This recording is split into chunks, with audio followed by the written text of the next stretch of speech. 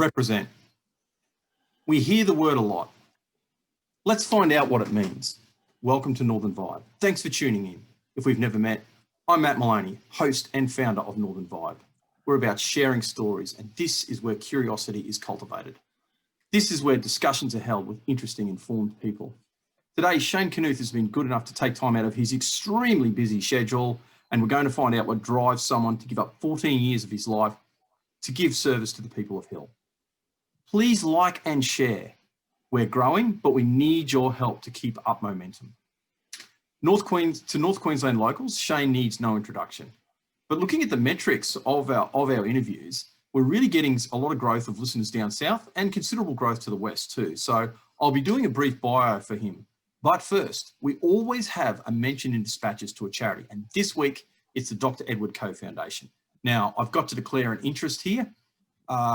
I'm acquainted with the CEO, Dulcie Bird. She does great work, especially in the area of mental health and suicide prevention. Another declaration of interest, I'm on the Suicide Prevention Task Force. This is something that's particularly close to my heart. And I've actually got Dulcie on now. So, give me 1 second and I'll bring her up. Dulcie. Hi. G'day, thanks very much. Welcome to Northern Vibe. Oh, thank you for having me. Oh, it's a great pleasure, and you do great work there at the Dr. Edward Koch Foundation. I'm proud to be associated with you. Tell me about the foundation. Well, the foundation was set up 25 years ago as a public health institute. Dr. Koch was a doctor at the turn of the century when Cairns was a fledgling city or town back then, and he used to do such great work in the community, and it's his work that we wanted to emulate and uphold when we started the foundation back in 1995. And our first project was the Suicide Prevention Handbook, but we did lots of other public health activities, but our main focus now is suicide prevention and mental health issues. That's great, mate. Could you tell me about the Suicide Prevention Task Force? Well, it's the foundation. It's been going for 25 years, and it's fabulous that people have been meeting. The premises consists of is government agencies, non-profit organisations, community members, all with an interest in preventing suicide. It was set up because of the Cairns had a bit of a crisis with youth suicide at the time, and so it was set up in response to those alarming figures. But as we grew, in 2005, we changed the name from youth suicide prevention to just suicide prevention, so we could identify and find gaps in the community that needed help with suicide prevention work. That's fantastic. And we just have gone on. That's fantastic. And finally, what can people do to help? Well, we always like to have volunteers for any of our fundraisers because we are a non-profit organisation and always looking for funding, but they can also sponsor things. We've got a great backyard makeover program happening at the moment that we really are looking for sponsors. So anyone interested in doing anything with backyards and also helping people in need, that'd be a great project to sponsor. Well, look, thank you very much for coming on board. You do great work. I do encourage all of our listeners to jump on the website and do whatever they can to assist Dulcie. Thanks very much, Dulcie. Thank you, Matt. Bye. Cheerio. All right, well, this is where I normally read the dates and facts from Shane's site, but I'm not going to do that for a number of reasons. First, he's actually pretty accomplished and it would take a while. Secondly, while doing so conveys details, I really want to humanise Shane. I've known him for a few years now. I'd have to say it'd be about 10 years. And I want people to recognise the Shane Knuth that I know. So people know that this is not party political. My last guest was David Hudson, and I told David I'd be getting Shane on, and he immediately assumed on Katter Party. And look, I have no official links with the Katter Party. I'm not a Katter Party member, but I have a real admiration for Shane as a person. I don't mind declaring that. And I'm also pro-state, and the Katters are now the only party in the entire state pushing the new state barrow. So this is something that's also particularly close to my heart. But on to Shane. Shane's a country boy, and it's said that Indigenous people have a real connection with the land. And in my personal experience, That's absolutely true. But there are many non-Indigenous Australians who have the land in their veins. And Shane really is one of those people. Now, he isn't your typical politician. Most elected representatives come into office from either the union movement, being a political advisor, or the law. Now, Shane's working class stock. He's keen on footy, he's keen on camping, he's keen on fishing, he's shooting, and of course, family. Shane started off in the LNP and he moved across to the Catters. As I said, he's been in Parliament for 14 years, which is no small achievement for any elected representative. Shane, thank you very much for coming on. It's a great honour, Matt, and great pleasure and privilege. Well, mate, I assure you the honour and privilege is mine. I've actually really been looking forward to this conversation for some time because I really know you've got a fair bit to offer. But as I said, I want people to know the Shane Knuth that I've become acquainted with. So I'm going to have to ask some personal questions, so to say. Wait, tell me about your dad. What did he do for a living?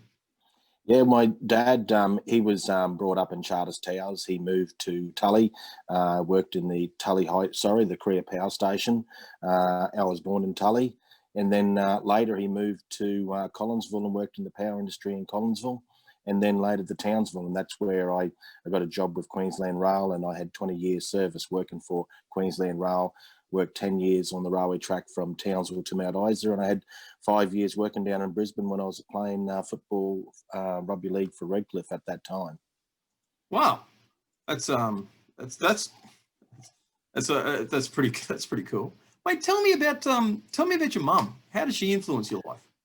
Yeah, well, my mum, she's a nurse, and we're well respected our mum. We admired the fact that, she started off nowhere, and she always wanted to be a nurse. Our family actually split for a period of time, and my father worked in Collinsville. She took up work at the Townsville Hospital and stayed at the nurses' quarters. And, she got a stripe, one of those stripes on her hat. Then she had 2 stripes and 3 stripes, and then a sister. She became a sister in the Queensland Health. And then as time went by, they offered a matron's position, but she said no.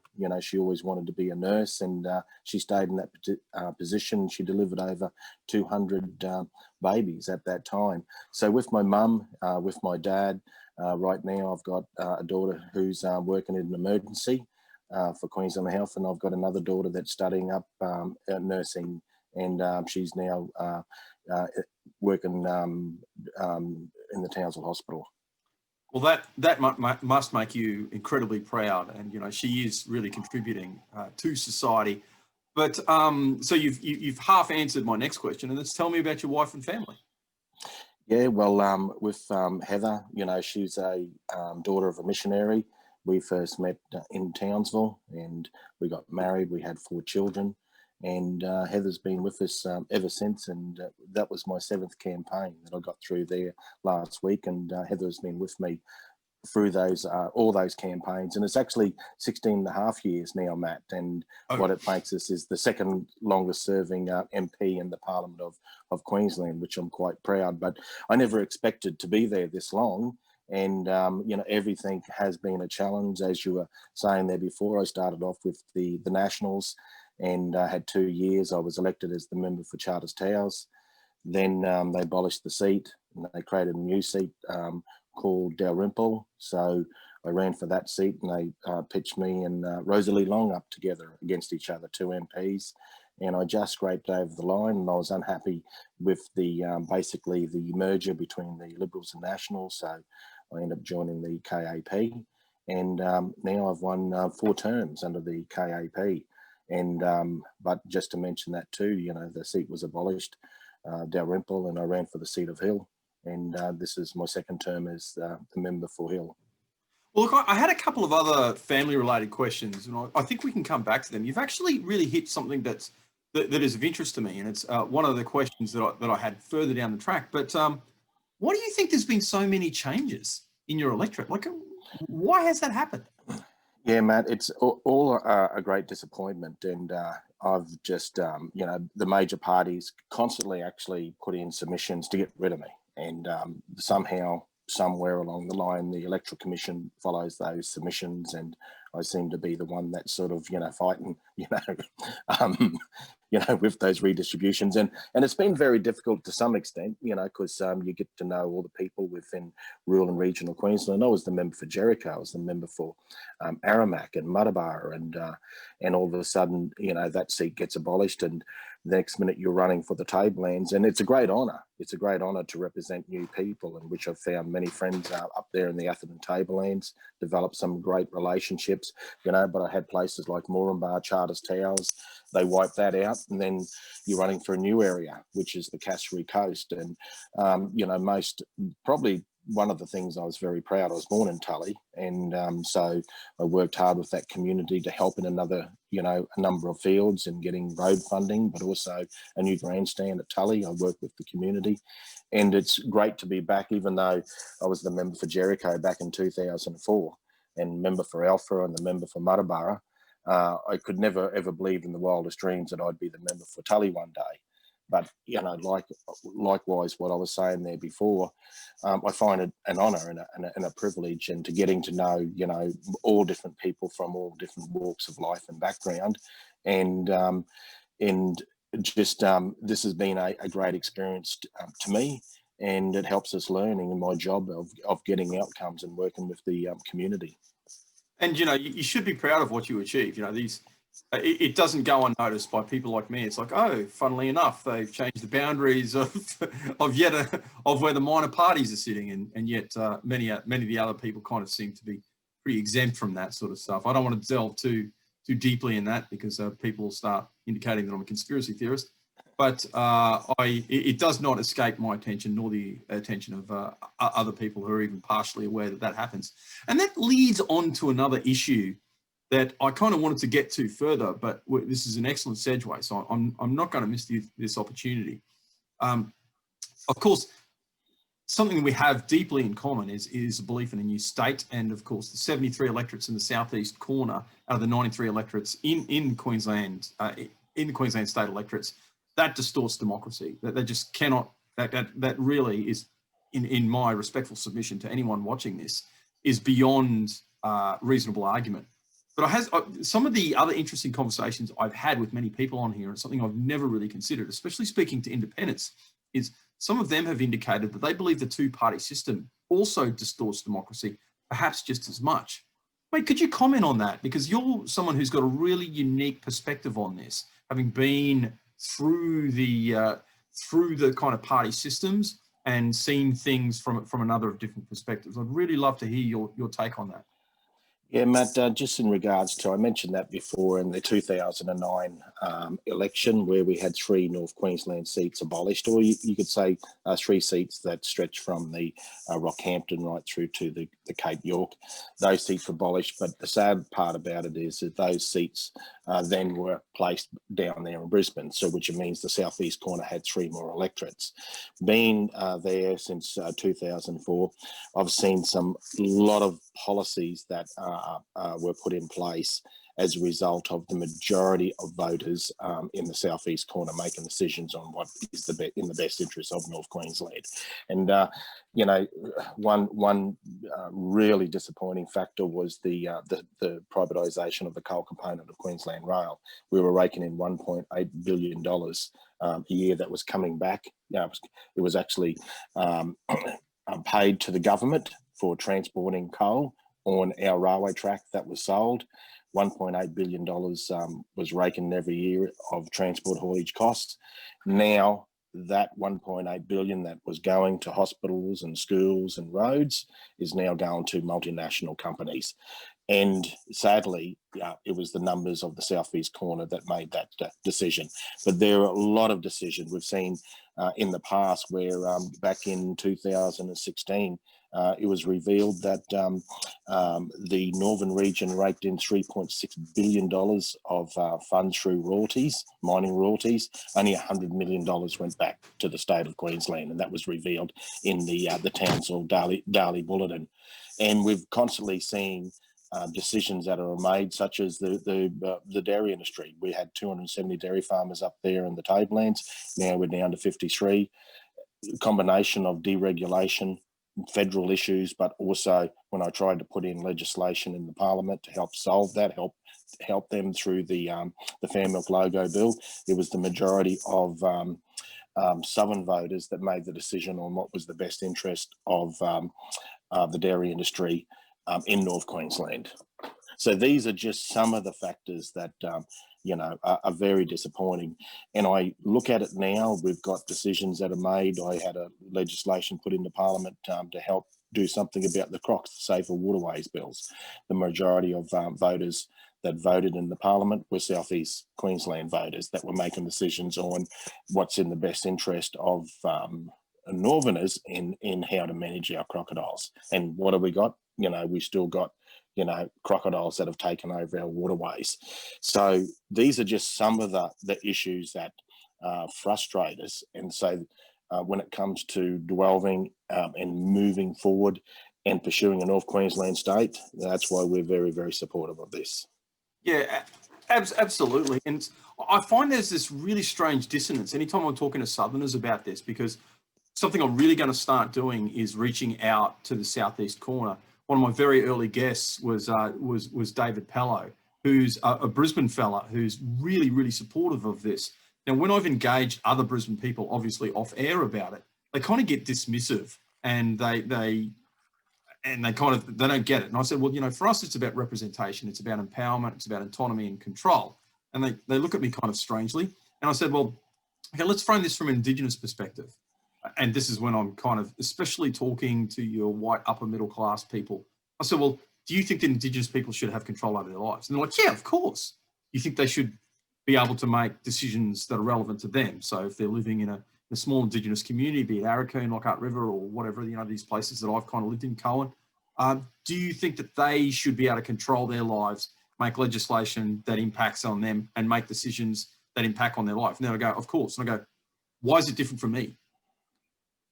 Why is it that you have this dissonance in your head that somehow it's okay for Indigenous people, but it's not okay for us? And then I make the further point. I go, let's go even further. And this is especially when I'm talking to you kind of white upper middle class people. I go, no disrespect, you don't know many Indigenous people. Indigenous people that they go to my church, come around my house for dinner. I've been around their house for dinner. We're in the sports clubs together. We live together. Like they're my neighbours. They're my people I work with. They're the people I see every day. Like, to me, Indigenous issues aren't an abstract concept that I'm projecting my sense of morality on. And when I spoke to David Hudson, one of the things that he kind of really loved, and one of the things that I really loved kind of hammering on, was that he's one of us. Like, David Hudson is one of us, this incredibly accomplished man who's strode the world stage and taken North Queensland culture, North Queensland and Indigenous culture all over the world. He's one of us. And him and I have much more in common. And him and you have much more in common than a sophisticate from the West End who, wears all the shirts and thinks they believe in all that, or, thinks that they have an understanding of Indigenous issues, when, no disrespect, they kind of don't accept in the most abstract. So, look, we really, really appreciate the fact that you're kind of all over that. And so that kind of leads on to another issue. You worked in the railways. You said that in your introduction. My mother's side of my family also were long-term railway workers. My grandfather was actually a station marshal, and I have a great respect for Queensland Rail. They've taken me all over Queensland, but I know that it's heavily unionised. Now, I've got to ask this question, Shane. Like, why did a person who was working in the railways in a heavily unionised industry, why didn't you naturally gravitate towards Labor? Well, one of the most important things is that one of the things that the KAP believe in, and this is something that we're very, very passionate about, is the collective bargaining for our workers and collective bargaining for our farmers. And this is where it sort of hurts the major parties, and this is where our strength is that we believe in those bargaining rights, and is exactly the same, which I believed in when I joined Queensland Rail, and acknowledged that you got to look after the workers. What we've seen in the past, because I worked at Townsville to Mount Isa line, and this is what really frustrated me was, and what one of the reasons, not all of the reasons, but drove us to want to run for Parliament, and was the fact that the Labor government had made decisions of closing down the railway stations, and you'd see O'Neill, Nonda, Max Walton, you would see Petland, all these railway stations closed. Winton, as an example, through the state. Yeah, it might save a few dollars, but then you see that you got the station master, the lad porter, you got the truck driver that picks up the goods, that delivers to the property. All of them had children, and all those children went to the school that was in the township. And then all of a sudden, because they've closed that railway station, they've got no truck driver, they've got no kids going to the school. So next minute the school closed down, and then the corner store closed down. And it was just a domino factor. And you've seen this massive decline in those rural communities. And then the government would say to themselves, oh yeah, well, there's less people out here, so what we'll do is we'll make the seats bigger, and we'll abolish another seat. We'll create it down there in the southeast corner. Right. So we started to see this domino factor take into effect, and a lot of the railway employees actually acknowledged that that the government was doing this. But that doesn't make the Liberals exempt from this as well, because we've seen what's happened in the past in regards to what the Liberals have done to these communities. So this is probably where my belief is that if you look after the worker, basically you're looking after the corner store, you're looking after the small business people, because they do have money, to spend in those communities. And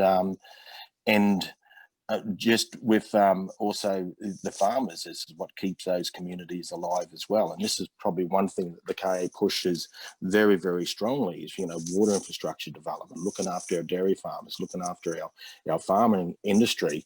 But when we negotiated with both the Labor Party and the LNP during that hung Parliament in 2015, one of the things that we stressed very, very strongly, was a number of things we stressed strongly, and that was to ensure that no ergon depots would be closed and no railway depots would be closed, and there would be no redundancies in Queensland Rail or through the government workforce.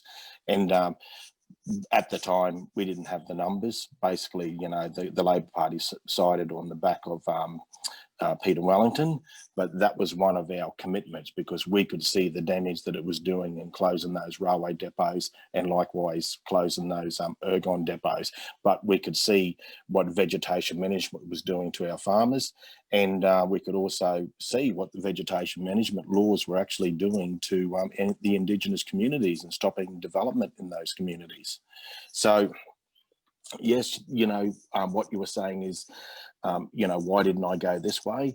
But we could probably say that the KAP, is the traditional country party, but the old traditional Labor Party, where the Labor Party would build infrastructure to create jobs, to create employment for their workers. But at the same time, we also was the old country party, where we were nation builders, but also looked after our farming sector to ensure that there was a return for our farmers, which makes those communities strong and prosperous. Look, you've unlocked so many things I really want to discuss. Like that's opened a million questions in my mind. But I'd really like to kind of have an open discussion, and just to explain, to give some context here. I would consider myself a traditional Liberal, not in the sense of Liberal Party, but I'm in the sense of Burke. I'm in the sense, and economically, I'm talking guys like Milton Friedman, who really, really influenced my thought. And I know you're kind of very ambivalent about that, but I have to say, I don't know if it's evolving. I don't know if that's the right word. Some of my friends might suggest devolving, but I'm starting to get the protectionist argument a little bit more now. I really do. I believe in free markets, and they seem to work. Like wherever you introduce free markets, things seem to get a little bit better. But I also understand the protectionist argument too. I'm starting to really kind of get that. I noticed Trump was really, really big on that as well, which is something that I found very, very, very intriguing. A direct way of leading into a conversation is, I have a deep concern about the Unity Union, which is pretty much the big public sector union. So I get what you say about not sacking important staff and stuff like that. But if you hit a critical mass of people who are no longer really creating wealth or assisting in wealth creation, which I believe the railways do, But if you're dealing with a phenomenally bureaucratic union like Unity or something like that, you hit a critical mass, and Niall Ferguson argues that you hit a bit of a critical mass where people no longer are working for a living in the sense that they're creating wealth or assisting in wealth creation for a living. Fundamentally, they're voting for a living. That is the way that they get their wealth, is to vote themselves access to the public purse. Mate, you've forgotten more about this issue than I have. How do we fix that? I get what you're saying, but how do you come to some sort of mix between stopping people from just voting themselves largesse from an always shrinking group of people who are creating wealth and protecting important industries and again, please, all my Liberal friends, forgive me for saying this, but I totally agree. I think the railways should have been owned by the state. And I'm someone who's read Ayn Rand. I'm someone who has read all of that stuff. So tell me. Well, one of the things that's very important is, with my years of working in Queensland Rail, but I had the privilege of working with a lot of Aboriginal and Torres Strait Islanders and also South Sea Islanders. And I'd probably say that Queensland Rail was the biggest employee of Aboriginal and Torres Strait Islanders in the whole state. And the moment they started to close down those track ground gangs, close down those railway stations, close down the workforce, basically you saw the biggest employee of Aboriginal and Torres Strait Islanders in the state. And one of the biggest issues that we face at this present moment is, the employment of our Indigenous First Australians. And we had the very, very industry, and a powerful, strong industry, which was the Queensland Railways, a government-owned enterprise that provided that employment. But what did it do? It just put them on the dole. And so you can say, basically, we want to save the taxpayer certain dollars, but in the end, they're going to pay, and it's going to cost, further on down the track. And so we're always working hard to try and find, ways of providing that employment to the Indigenous communities. And this is why we were very, very passionate about ensuring that these vegetation laws weren't pushed through the Parliament, which stopped development in those Indigenous communities. What we saw was the Cape York at 98% remnant. They've hardly been touched, and yet they still can't, develop up there as a result of these laws.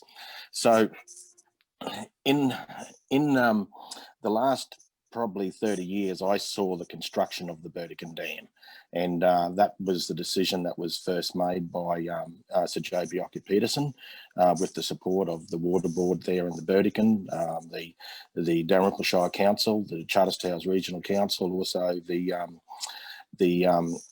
Thuringowa Shire Council and the Townsville City Council, with all the growers that pushed that. So that was a combination of both state and federal government funding.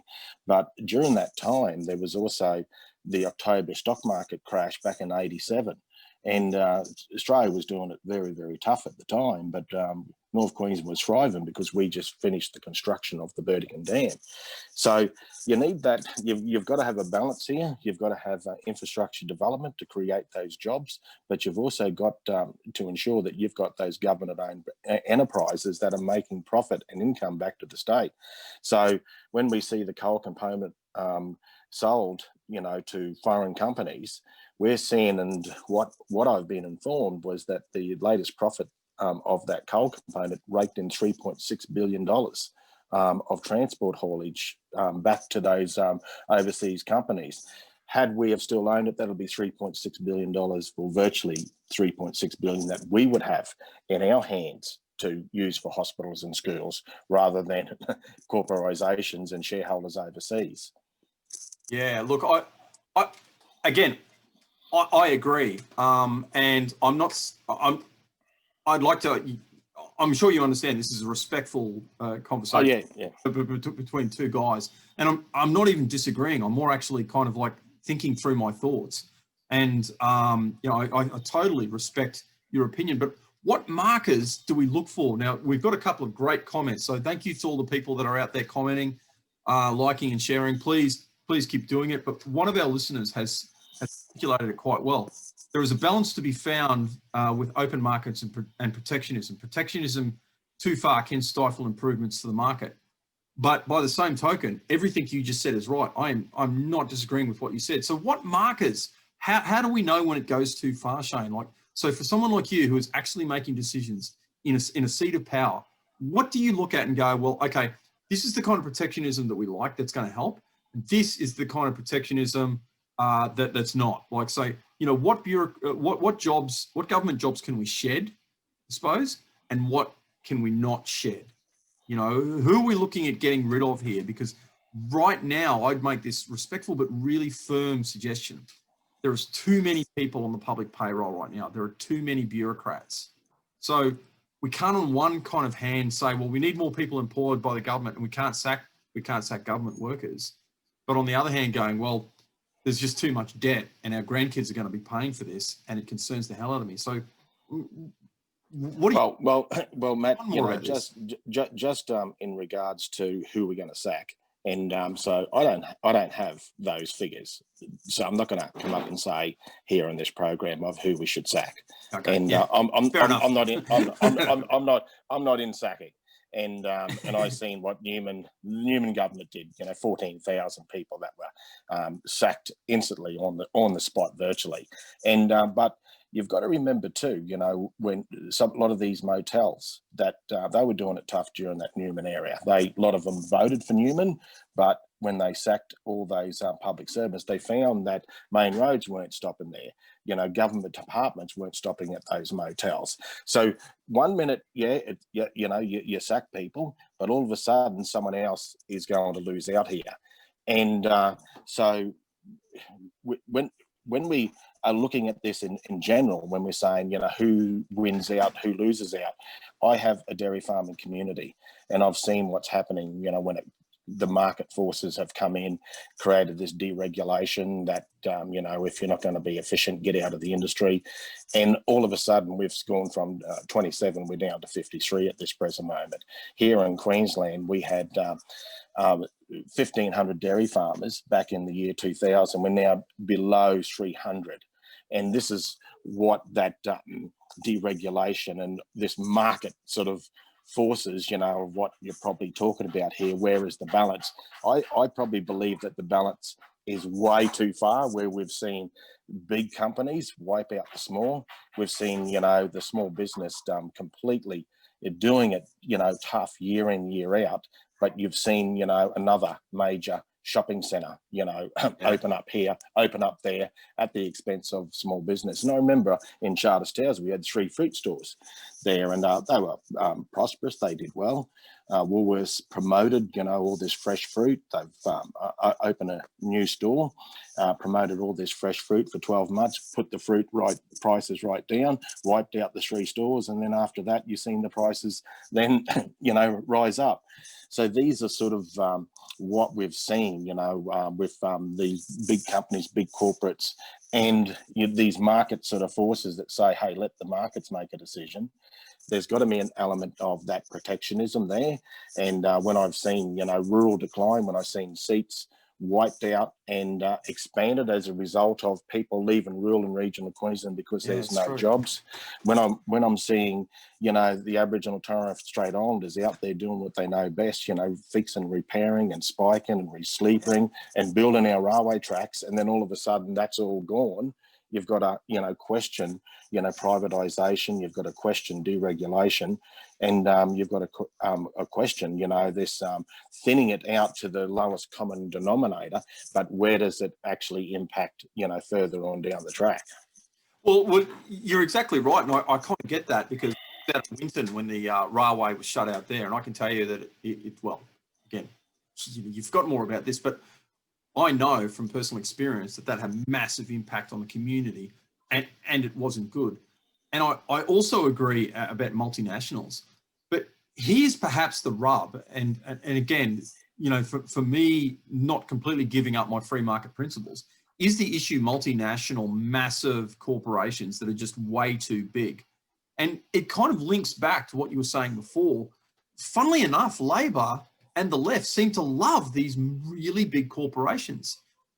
Perhaps the answer to get that balance might be something like an antitrust law, where you prevent a company from getting too big, where you recognize the Pareto principle and you go, well, look, when you hit this certain critical mass, you're just going to take over the market and we're going to end up with a monopoly or a duopoly, which is incidentally what we have in Australia. If you want to buy food anywhere in this country, you're either buying it off Woolies or Coles. Really, let's be honest. You know, sure, you got 5 Star and those other small places, and I've got, I have a little bit of knowledge about that, but most of them are actually subsidiaries of those big companies anyway. Do you think antitrust laws is perhaps the answer? Like, would that work? Well, one of the things is that, you know, we're seeing, you're right, you know, we're seeing a lot of these big, you know, companies, you know, taking over the small. I couldn't say, you know, I'm not, you know, got the full answers in regards to antitrust laws, you know, but what we need to do is we need to ensure, you know, that our farmers are receiving, you know, a price for the product that they're actually producing. We need to see that the small business rewarded for their hard work, but we need to invest into tourism infrastructure.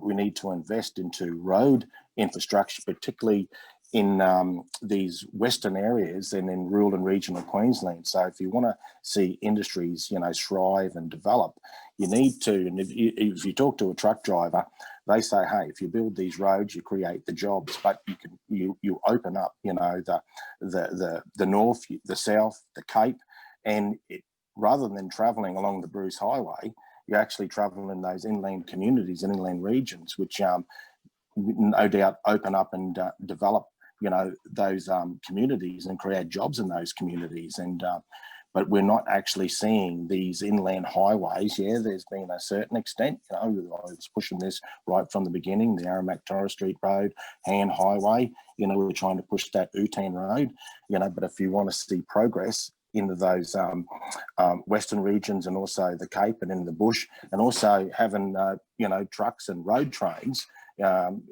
maneuver into those areas rather than hooking and unhooking, you know, into those city areas, you know, it's best to push money into, you know, funding and roads for those inland regions. Yeah. Look, yeah, again, I get that. I really kind of, there's part of me that wants to delve right into this, but I do want to stay on target, and I don't want to be too self-indulgent. Another issue that I kind of really wouldn't mind going back to it and delving into a little bit more is the strange dissonance between the Labor Party now no longer really being working class. Like, my surname is Maloney, as you well know, it's Irish Catholic, and although we're kind of like a mixed race mob, we're more Irish Catholic than kind of anything else. And traditionally, I don't need to tell you how the Irish Catholic voted. Yet now we see working people leaning towards the parties of populism, libertarianism, and conservatism, but social conservatism, not the kind of economic liberal conservatism that we've been talking about before. Whereas the left have almost become these kind of cliches. Now, I remember reading the pamphlets and reading the magazines, the Labor Party, all that Labor Party stuff when I was a kid. That's kind of what I was raised on, you know, really. But now it's like they've become everything that they mocked. Now they're the elites. Now they're the sheltered ones. Now they're the wealth expenders rather than the wealth creators. And they seem to have this strange belief that people exist to serve the state rather than the other way around. And they're also race obsessed. Now, you've mentioned though all those things about the Aboriginal Torres Strait Islander people. You've mentioned that in a couple of speeches before, and a particularly passionate, and if I may make the observation, good one that you gave up in the Atherton Tablelands at one of our events. How though did this strange flip of the Labor Party becoming this, I don't know, this elitist, racist, strange well, the left, let's not say the Labor Party, I'll withdraw that comment actually. How is it that the left became this elitist, race-obsessed group of people? Like, you know, what happened? Like, how come they don't represent people like you and me? How come people like you and me, who are kind of working class stock people, we have no feeling or empathy with you know, with the left anymore?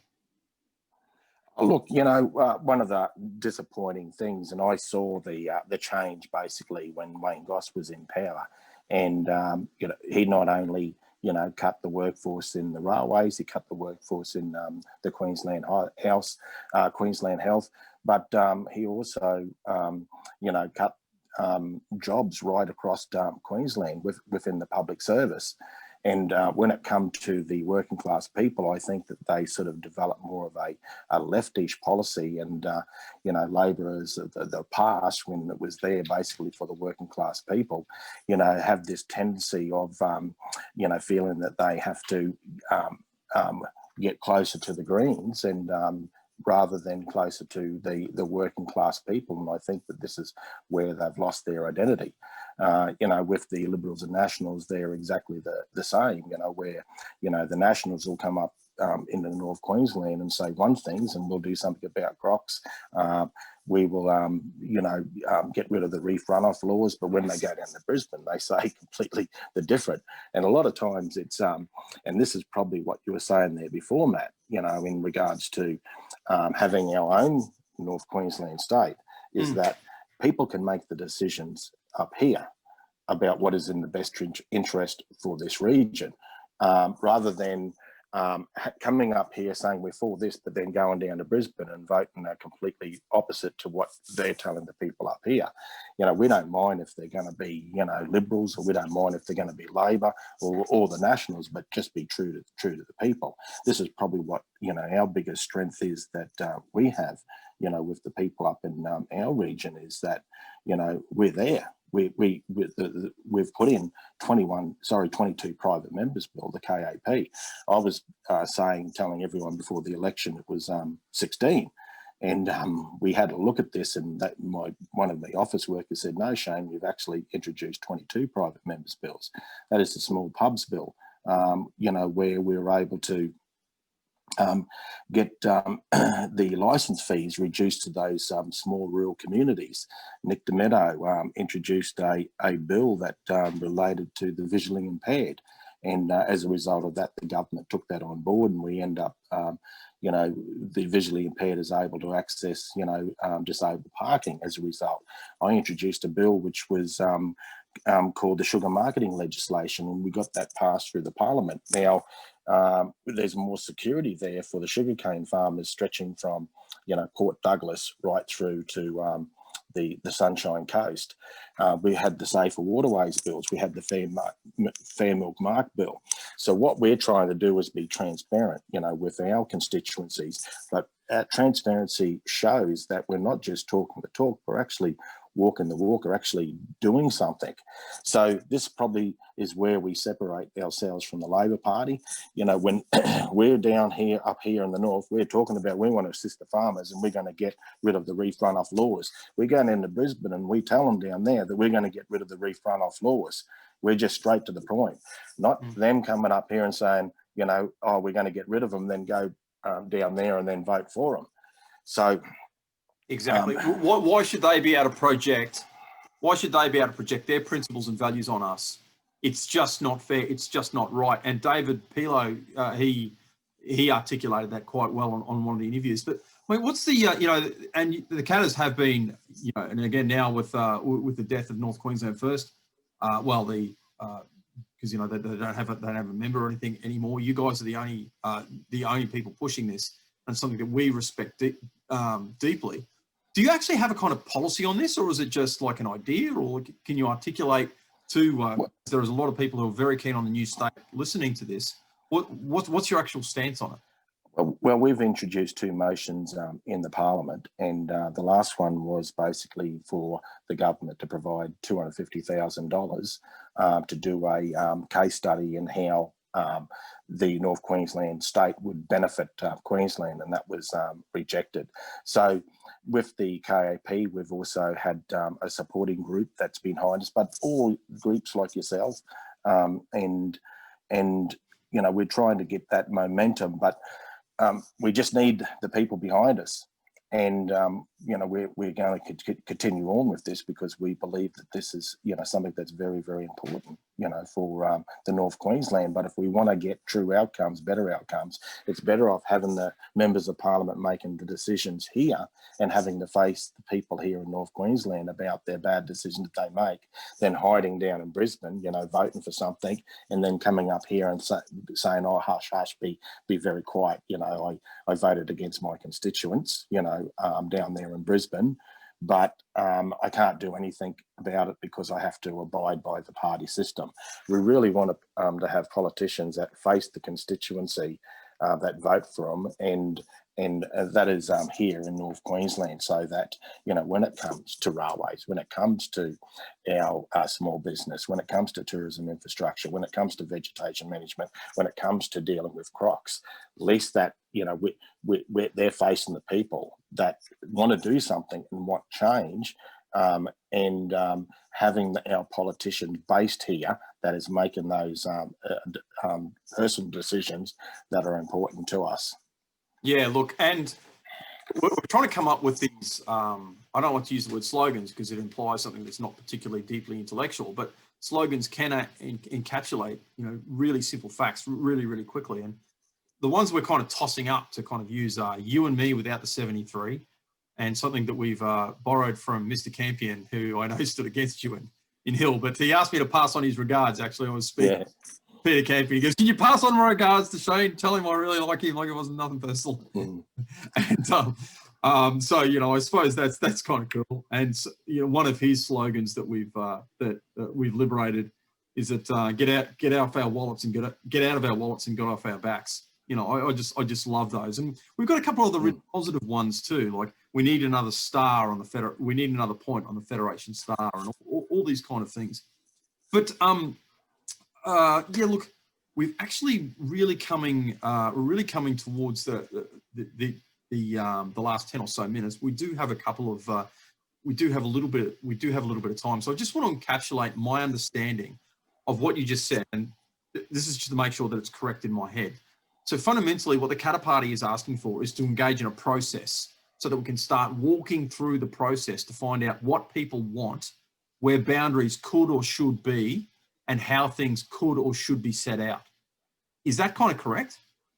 Yeah, look, that probably says it all. And Matt, I probably don't have to explain much more than that. I do remember Frank Rossiter. He was a part of the North Queensland State League and helped drive this agenda for quite some time. And you know, like there's been motions put through the House, and, you know, in the past, but his area that he was choosing as the line was south of Serena, but when it come to the agreement on that, then the people of Rockhampton says, well, we want to separate as well. We want to be a part of this North Queensland. So if we have a body that can actually work to actually find that line, and now, you know, I was very, very happy and supportive of, you know, from Serena to the Northern Territory boundary north, and I believe Frank Rossiter was very supportive of that, and there was a lot of politicians that backed him during that, you know, the 70s period. But now, you know, we've got people down there in Keppel, people down there in Rockhampton, people down there in Alpha, that they want to be a part of this North Queensland state as well. Shane, they don't want to be. If I can jump in, it goes further south. Now, Boot Brisbane, we've done a number of outreach trips. We're also doing a little bit of research. I can indicate that you've come and spoken at our events in the Tablelands. I also believe you've spoken Mackay.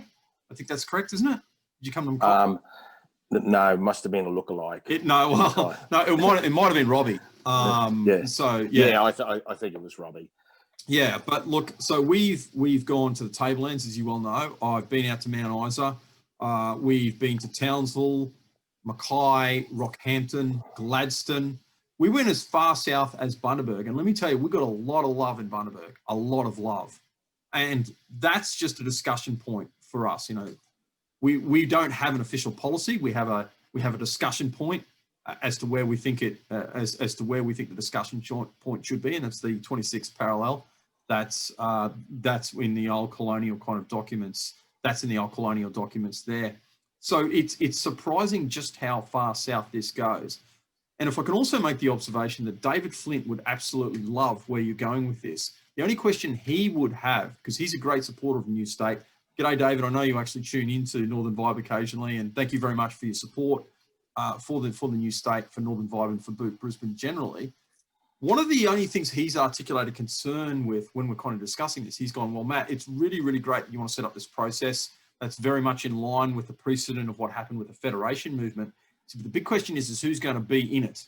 If it's only going to be elected representatives or people that are paid to go on it, sort of like bureaucrats who are kind of like paid to get on there, you're going to have a little bit of problem. Said, who would you like to see in this group discussing it? Like, who could it be made up of? You know, one of the things is that, you know, every person, you know, has to be valued in some way. Where you've got, you know, the average working class people, you know, you want to ensure that everyone is included, the Indigenous, the farmers, the working class, the small business. And, you know, if you get everyone on board, basically they'll come with us. If you sort of have a select group, yeah, I totally agree with David Flint. You know, the process will fall down. And one of the big issues that we've had, and I do remember when a motion was moved in the Council North Queensland Conference, they're pursuing a North Queensland state. That was probably going back about 15 years ago. Now that was fine. There was a little bit of a movement, but then another politician came on board and started to pursue it. Then another politician came on board, and then all of a sudden the people that was pushing it from the beginning, they said, "Oh well, they're on board. They're on board." So you know, we don't like them, and this is probably a little bit of a problem that you're going to get. So I just really believe that. You know, we just bring everyone with us, you know, no matter what walks of life and background, include, you know, all different sectors. And I think that this may be the foundation of making something work. Look, and I'm so enjoying this conversation, and I really want to continue it, but I'm going to have to ask a couple of wrap-up questions. How soon do you think this can happen? I really want your take on that. I kind of think within 10 years, but I want you to be brutally honest. Like, you know, when you're watching don't go with your heart. Like, you know, when someone's saying who's going to win the state of origin, oh, it's going to be Queensland, you know, don't go with your heart. Like, well, what is your experience and what is your intellect, which is considerable, actually, Shane, if I may make the observation. What does that tell you about the reality of when we can deliver this? Because I do believe it is inevitable. You know, people like Bernard Salt have made that observation. But it's a case of when. Like, when are we looking at here? Well, look, if you're asking me a time frame, I would probably upset a few people if basically I gave a time frame. I couldn't give a time frame. And I never expected, you know, that 16 and a half years since I was first elected to Parliament. But when I was first running for that seat down there in the electorate of Charters Towers at Token Alpha, Jericho, also Claremont, there was an element of excitement back then that the Galilee Basin was opening up. You know, this is going 17 years later, and still, yeah, there was, you know, no excavators moving coal at this present moment. So in the time frame, difficult, but I do say that the passion is very, very strong out there. It's strong from different organisations that are passionately pursuing this. And you never know what the tide's going to bring in. So it's probably going to be a little bit more nearer than further away. But I believe that there is a great possibility that it will happen. Absolutely. And my final question would be this. Now, when Boot Brisbane first started off, the Catters were the only kind of people talking about the new state.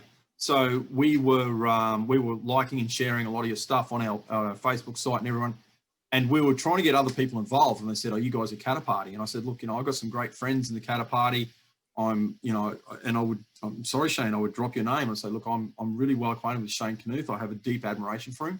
I'm becoming better and better acquainted with Robbie Catter, who is a really intelligent guy. The more I, that Western Queensland drawl fools so many people. They kind of listen to him and they go, he's one of the smartest guys in the room.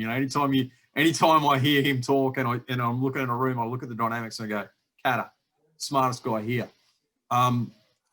But how are we going to get it so that people don't just see this as a Catter Party issue? How should organisations like Boot Brisbane act to ensure that this issue is something that transcends party lines, so that we can appeal to the left, we can appeal to the right, we can appeal to the middle and say, well, this isn't about the Catters, it's not about Labor Lib, it's not about anything else. It's about so that you and me can sit down without having to worry about the 73 people in the 73 seats in the southeast corner and figure out what we want to do with crocodile policy, what we want to do with coal, and we can sit down with our Indigenous, brothers and sisters and figure out, well, what are we going to do with Indigenous policy there? How is that going to work? What is it going to look like?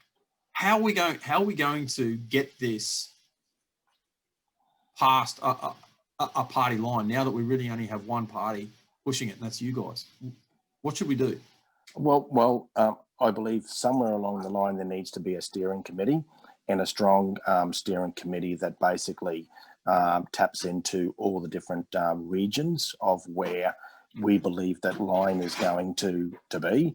And it's very difficult to say if we're going to lobby our politicians. We've got a number of politicians on board, but it's about creating the momentum. But I've seen people rise up with the fact of that when they know that they've been done over by political parties, politicians. Many times a movement rises up. It's about people's power, but it's getting people like yourselves and all the different interest groups united together. Pursuing this one agenda is that Boot Brisbane and get a line and be proactive and we've dropped our guard on many occasions. When you look at the KAP in general, we said there before we've put 22 private members bills, but we're also trying as Australian members to get to all the different industry meetings across the state, trying to put legislation, trying to work our electorate and trying to sort of work with Boot Brisbane as well. And, trying to get all that, it's a lot of hard work. But you're exactly right. And look, I want to acknowledge that. I want to acknowledge that, the hard work and the efforts and the fact that you come to our events and you come to those things, it kind of matters a lot to us. And we have other, for complete and open clarity too, like we've had other elected representatives from other parties come on as well. I think you're right on, and you're basically in consensus with David Flint because he's a great historian of the Federation movement, and he always talks about what he calls the Coral moment. Now, Federation, we kind of look at it now and go, well, it was always going to happen. Well, it almost didn't happen, and things could have looked very, very differently than they do now. And the real catalyst, the tipping point, was at Coral when an excellent guy named John Quick gave a speech and told people that we've got to stop worrying. We've got to stop worrying about giving it to elected representatives and letting them run with it. We have to do pretty much what you've suggested. And that is to let people become involved in this so that they own it, so that the process becomes the most becomes the vehicle that we use to get to it. Because when people become engaged in something and when they own something, and when it's not just owned by elected representatives, it's owned by the people, that's things happen. Spot on. So it happens so quickly. Like you got to remember, I forgot. I think Quick's speech was in, and I know I'm going to be cracked for if I get this wrong. I believe it was 1897, and 1901, like a mere 4 years later, after the Federation movement had apparently stagnated, we ended up with it with a new nation. And that's when no internet, no telephones, you know, railways and telegraphs. And we made it happen over this massive continent in that short period of time without, incidentally, one drop of human blood being shed, you know, which is incredible. Uniting a continent into a nation without one person being killed. And, you know, I do understand that, yes, during the process of colonization, a lot of blood was shed, like, you know, in Eureka Stockade, and, you know, there was some of the terrible massacres of Indigenous people. I recognise that. But that's separate from when people sat down and said, let's become a nation. Let's do this. It's pretty well recorded, and we don't even have any evidence of anyone being hospitalised at a pub fight, which for Australians is kind of unusual. But look, we're going to have to wrap it up because we're right on the end now. Look, I really want to thank you so much for coming on board. You're welcome, Matt. Well, no, seriously, you know, I know that you're ridiculously busy. I know that you specifically sat down and you know, put this aside with your diary people. This does not go unappreciated. It doesn't go unnoticed. And trust me, your time is not being taken for granted. But we've got some really interesting locations. We're getting some great comments on. Getting some great comments on there. Please keep the comments coming from all of our viewers. If you've got any questions, you've got any queries, don't hesitate to put them on there. If you want to come on Northern Vibe, you want to be a guest. We've had a couple of guests who've come on who've nominated themselves. Tell me that you want to come on board. We'll kind of get that. We'll get that coming. Contact me through the Facebook page, like and share. I notice we've already had 3 shares already, which kind of isn't too bad. I don't know our exact viewer numbers now. It doesn't come up, but thank you very much to all the people out there. Please keep the momentum going. It's not, Northern Vibe is not just about the new state. We're about doing some cool other things as well. Last couple of plugs. Every Wednesday, one of my colleagues, either David Young or Pat McLaughlin, does an excellent podcast on Podbean. It's called Yes to a North Queensland State, Wednesday nights between 7 p.m. and 8 p.m. Fantastic. Get the Podbean app and have a listen. Also, there's a really interesting online talkback show, High Humidity, with Nettie and Bunny online. That's great. I've listened to them a few times now. Search them on Facebook and tune in. As I said, Northern Vibe is evolving. We're aiming to be Cairns' premier podcast. I'm actually serious about that. Our numbers are growing, so I'm kind of getting more and more confident. Keep an eye on us. Our next guest on Monday the 16th is the local artist Hayley Gillespie, so that's going to be excellent. I'm really, really looking forward to that. Don't forget, like, share, comment. Big thanks to everyone for tuning in. Shane, again, thank you very much for coming on board. You're welcome. I really enjoy our conversations, and God willing, we'll catch up sometime in the future. Mate, I'll just get you to stay on for another couple of seconds, and I'll just stop the live stream. Thanks very much, everyone. Tune in next week.